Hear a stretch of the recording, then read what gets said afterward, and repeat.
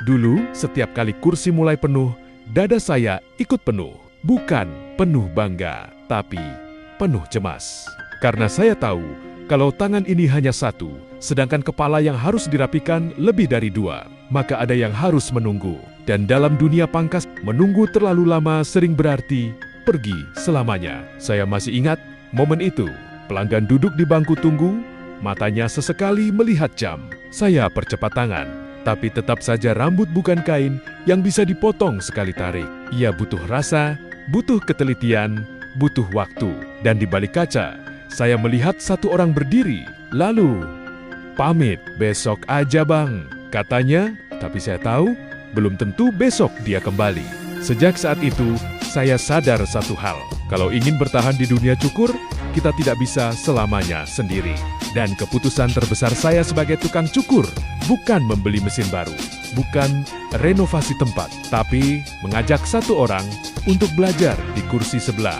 Orang itu bukan orang jauh, dia adik saya sendiri. Awalnya sederhana, dia hanya melihat, lalu pegang gunting, lalu belajar garis, lalu belajar sabar.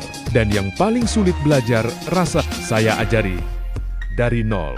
Dari cara pegang clipper yang benar, sampai cara membaca bentuk kepala, dari cara membuat garis lurus, sampai cara menerima kritik pelanggan. Tahun lalu, dia masih ragu.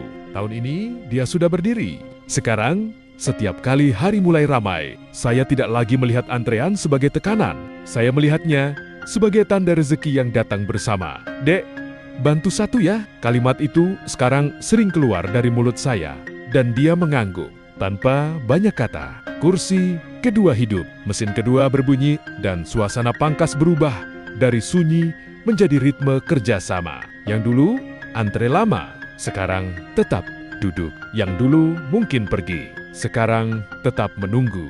Karena mereka tahu di sini, tangan yang bekerja bukan lagi satu.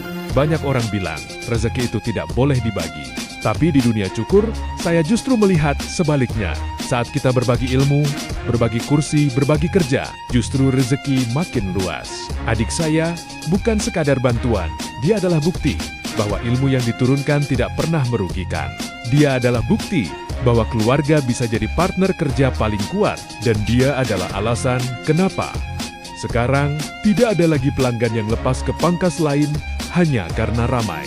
Saya masih pegang gunting yang sama, masih berdiri di tempat yang sama, masih menyapa pelanggan dengan senyum yang sama. Tapi satu hal berubah besar. Saya tidak lagi sendiri menghadapi ramai, karena di kursi sebelah ada adik saya yang dulu murid, sekarang